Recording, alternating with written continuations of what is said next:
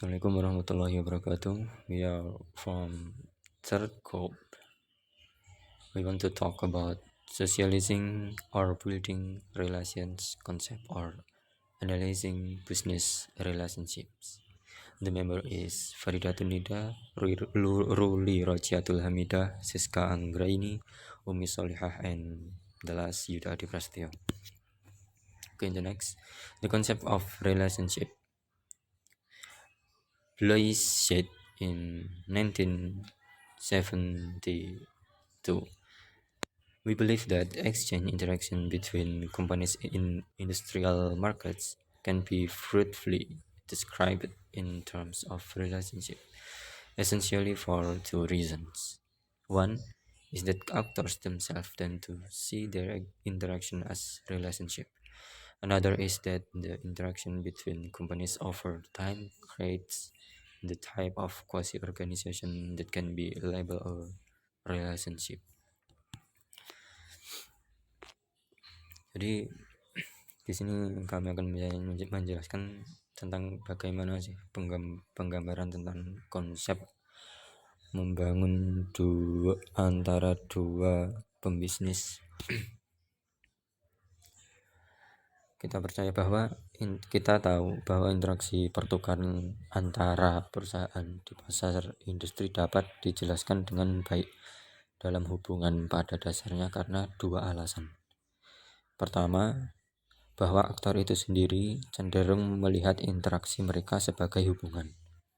Kemudian, yang lainnya, interaksi antara perusahaan dari waktu ke waktu menciptakan jenis kuasi organisasi yang diberi label suatu hubungan, yang itu dapat memperluas atau meningkatkan perkembangan para pembisnis.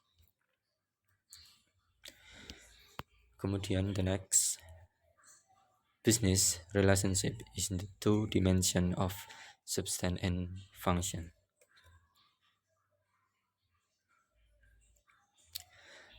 The first dimension regards what the relationship affects on the two sides, the substance of a business relationship.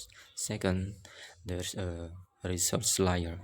As a relationship develops, it can connect various resource elements needed and controlled by two companies.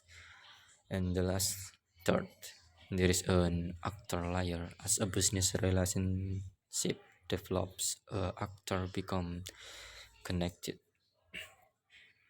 Jadi dalam membangun sebuah bisnis, di sana ada atau memiliki beberapa dimensi. Yang pertama adalah mempertimbangkan apa yang mempengaruhi hubungan di kedua sisi, yaitu ada substansi hubungan dan beserta fungsinya, yang itu akan dijelaskan the next presenters. Kemudian kedua adalah lapisan sumber daya, dan ketiga ada lapisan aktor atau wajah dari perusahaan masing-masing. And the last, about a relationship between two companies, has a profile in terms of activity links, research ties, and actor bonds. Jadi pada singkatnya, dari tiga dimensi tersebut memiliki ikatan atau hubungan yang itu terdiri dari tiga aktivitas. Yang pertama adalah activity links regard technical, administrative, commercial, and other activities of a company that can be connected in different ways to those of another company as a relationship develops. And next, research ties connect various research elements like technological, material, knowledge, research, and other intangibles of two companies. And the last, actor bonds connect actor and influence how the two actors perceive each other and form their identities in relation to each other. Dari tiga dimensi tersebut dapat dijelaskan secara singkat bahwa dimensi tersebut ada tiga, yaitu pertama tautan aktivitas, yang itu berkaitan dengan aktivitas teknis tentang administratif, komersial di dalam suatu perusahaan, yang tentunya memiliki teknis yang berbeda-beda, sehingga itu perlu untuk ditingkatkan hubungannya. Kemudian yang kedua adalah ikatan sumber daya yang menghubungkan berbagai elemen sumber daya, yaitu berupa teknologi, material, sumber daya pengetahuan ataupun sumber daya manusianya, dan hal yang tidak berwujud lainnya. Dan kemudian adalah yang ketiga, yang terakhir adalah ikatan aktor yang menghubungkan aktor dan mempengaruhi bagaimana kedua aktor ini, yaitu wajah dari masing-masing pembisnis atau masing-masing perusahaan, yang satu sama lain dapat membentuk identitas mereka dalam hubungannya satu sama lain, sehingga ikatan kedua pembisnis atau perusahaan tersebut dapat berinteraksi secara maksimal, sehingga mencerminkan bagaimana bentuk bisnis tersebut.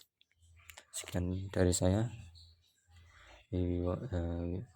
akan diteruskan the next atau second presentators.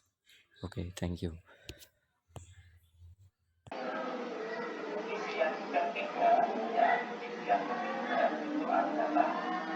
Next, we will discuss about the substance of business relationship.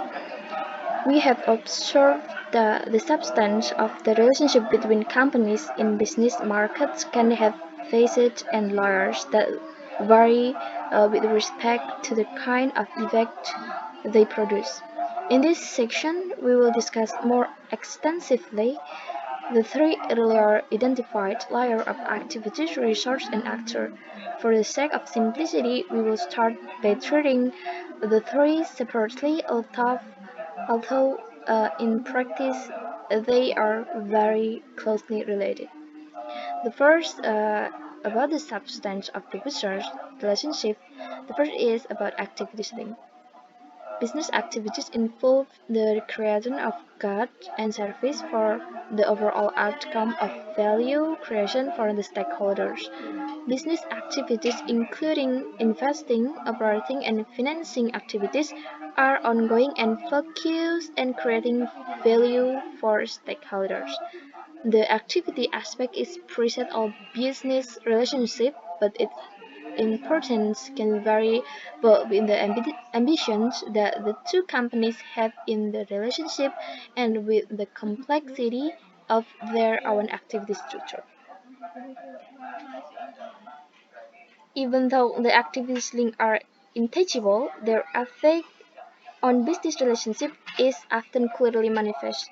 If properly handled, they can be exploited by some companies for their own advantage. Second is resource ties. A strong resource ties exists the common corporate support across the entire department. This includes common information system, accounting system, legal service, H&R service, RD&E policy, advice, export development, and rural industry business service.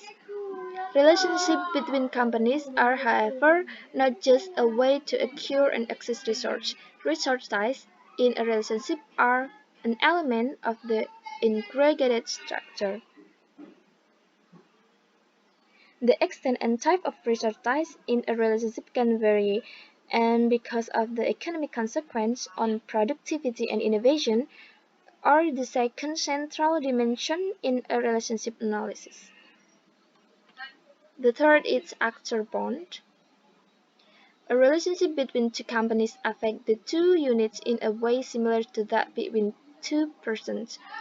Bonds between two actors might alter their way of seeing and interpreting situations, as well as their identities, both in relation to each other and to others.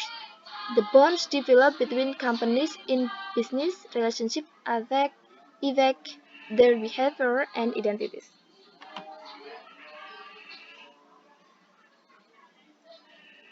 In summary, the bond developed between companies in business relationships affect their behavior and identities. It means the actual bonds are the third layer of substance of business relationship. In order to make any analysis of a certain relationship between two companies, the nature and strength of these bonds have to be taken into account.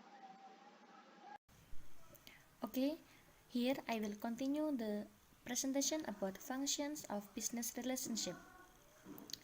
Definition: a business function is a concept used in the organization, architecture, domain, and represent what work is done by the organization. Organization units are business role, and organization can be designed as a set of business functions, and usually the structure of the organization units within an organization is closely based on the business functions. Uh, Ability is a description of an ability to do something in terms of expertise and capacity. It is associated with strategic planning and the organization architecture or business architecture domains. Ability is delivered through the establishment of a number of different chunks, usually add together as a group of chunks delivered in a iteration. These chunks are likely to include new or chunk organization units, business function, business process, business service, application service, application components, infrastructure service, infrastructure component, business object, data object. Usability is used as the unit of change in strategic portfolios, and capability increments are used in program and project portfolios. A common capability for rapid merger and acquisition activities, capability to survive the credit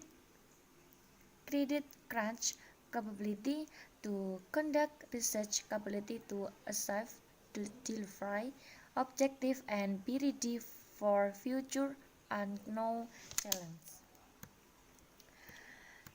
Next, about support business function.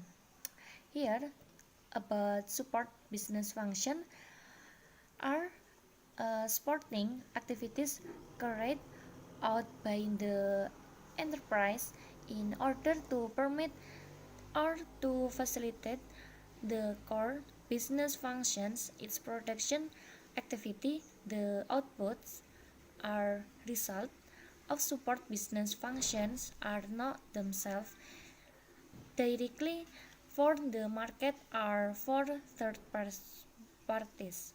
Support business functions can be further subdivided into distribution and logistic, marketing, sales, after sales service, information and communication, administrative and management functions, and engineering and related technical service, and the last research and development research. Okay, next about distribution and logistic. Is transportation activities, warehousing, and order processing. Next, about marketing, sales, and after sales service is market research, other advertising, direct marketing service, exhibition, fair, and other marketing or sales service. Also include our call center service and after sales service such as help desk and other customer support service. Okay, next about information and communication technology. Our ICT service. Information technology, our IT service and telecommunication.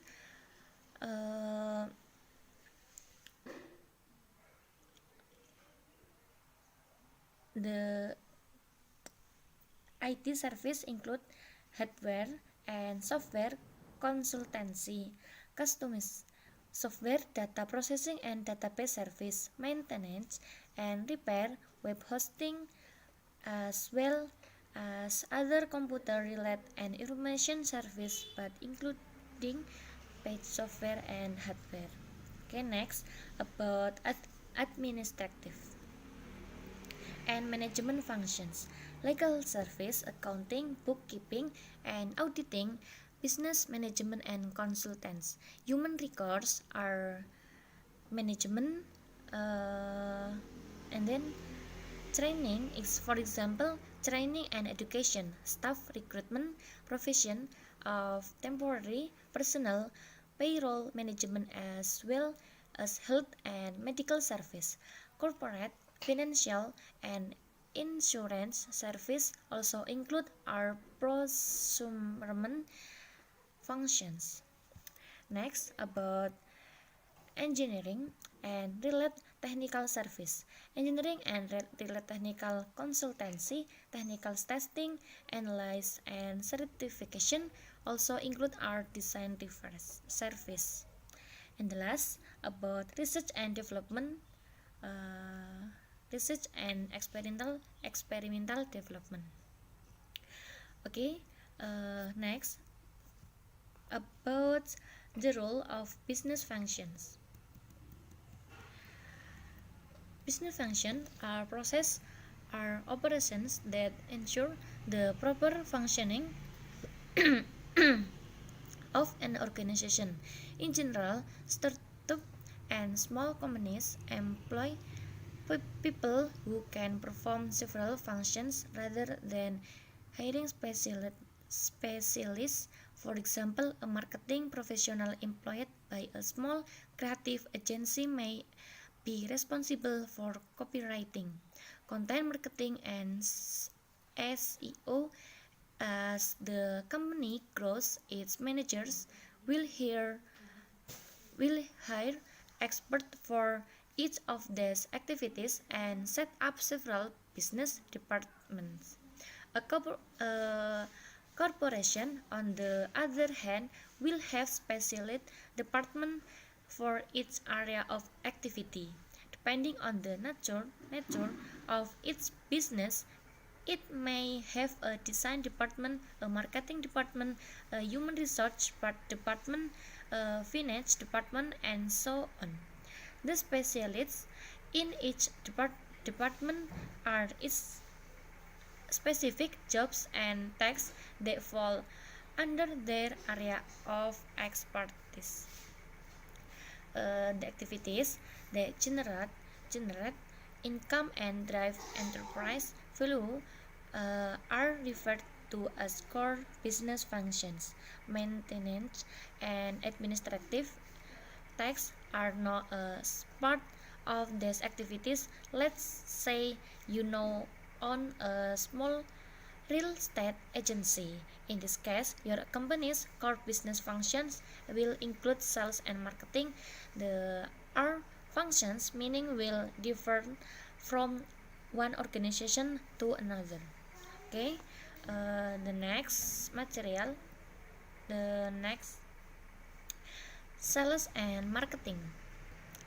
Okay, these two business functions are often carried out by the same department. The role of sales and marketing departments is to promote to business and reach out to reach potential and existing partners, investors, and more. Sales and marketing specialists are responsible for researching the market and your target audience, monitoring the company's image on social media, creating advertising campaigns, and acquiring new customers. They may also design brochures and other promotional materials, write website content, and reach out to reporters and journalists. In general, corporations and established companies have separate departments for marketing and sales. The sales department, for example, may be divided into B2C and B2B sales. The marketing department can have several divisions responsible for web design, digital advertising, research, and engine optimization, customer service, and PR. Okay, next about human research management. Here, human research management is one of the most important business departments for companies with a large number of employees.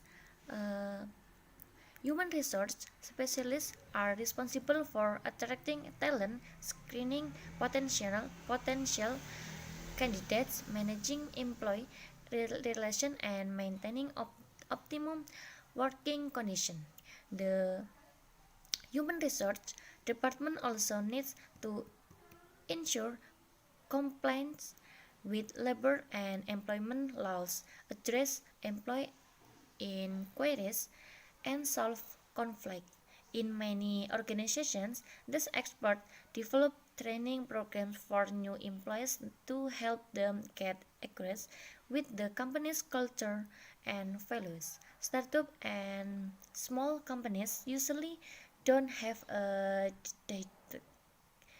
human resource department. Okay, the next about accounting and finance.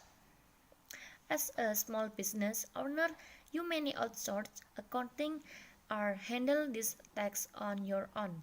If you plan to hire employees or expand your operations, getting professional help is a must. In this case, it's worth setting up an accounting and finance department. The business functions of this department include processing tax payments and filing tax returns, invoicing customers, assessing the company's financial performance, and keeping track of others. Your accountant will also be responsible for calculating wages and salaries, recording cash inflows, and identifying problems areas. Uh, Next, the list of business process may also include research and development, information technology, service, distribution and logistics, customer support, manufacturing, and more. A web design company, for example, one need a manufacturing department.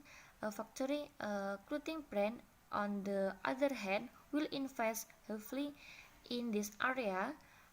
As a business owner, it's up to you to decide how to structure your organization to achieve peak performance and function optimally.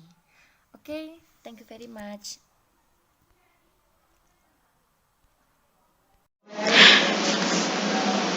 Yes, welcome to point D. Yes, we move to point D right now. We have developments of business relationships.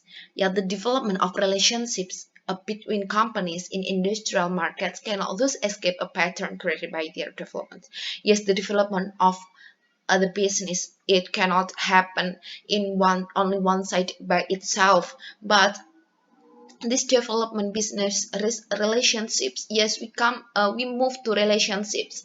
Yes, relationships, this is happen uh, between one party to another party, or part or parties, or among parties. Yes, So we say that development of relationship between two companies cannot be unilateral. It requires co-alignment of two parties. Yes, this is the relationships between a business to business. And the core of our argument is that relationships are developed by the companies and thus voluntarily created, but when they come into existence, they become a constraining element for the same companies. Every business relationship is developed by two companies with certain requirements and capabilities. Both the requirements and capabilities result from existing relationships of each of the companies. The effect of relationships on the company will depend on its internal vigor, but also on the other relationships the company has. The economic consequences of a relationship will depend on the productivity, innovativeness, and competence of the company, and thus its overall capabilities are affected by the activity link, resource ties, and after bonds and arise in a relationships. The development of a relationships has an effect, and at the same time it depends on the capabilities of the company, that's on its development potential. Okay, next, I will explain about point E, coping with relationships.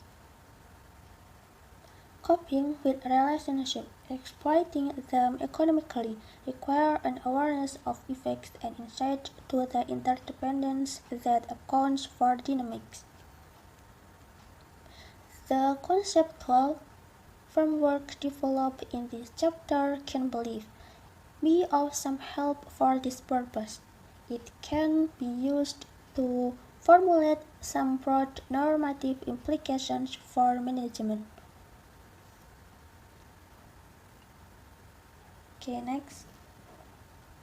Compared with the more traditional view of determinants of a company's performance, the relationship's perspective yields rather different implications. The main points in argument so far are as follows. Number 1. In numerous companies, relationships have an overwhelming impact on economic performance. When that is the case, when single specific relationship matter, so have be to manage. So number 2, companies cannot unilaterally control and decide the development of relationship. Just part of relationships and of a large whole that affects both outcome and develop potential. Awareness of this interdependence is needed in order to cope with relationship successful. So number 3, the time dimension becomes more important as conduct and its outcomes are wrought in the past and its effects become manifest in time. Interdependence and awareness of interdependence in the company and its counterpart will be decisive to the outcome of joint action. Insight into the dynamics of business network is required in order to cope with relationship effectively.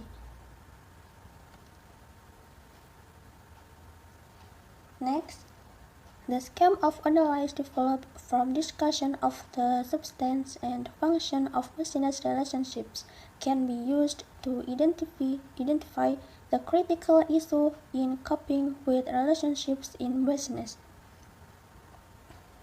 There are 3 areas where effects of relationship are important and need to be coped with: marketing and purchasing, capability develop, strategy develop. And now I will explain one by one. Number 1, Marketing and purchasing.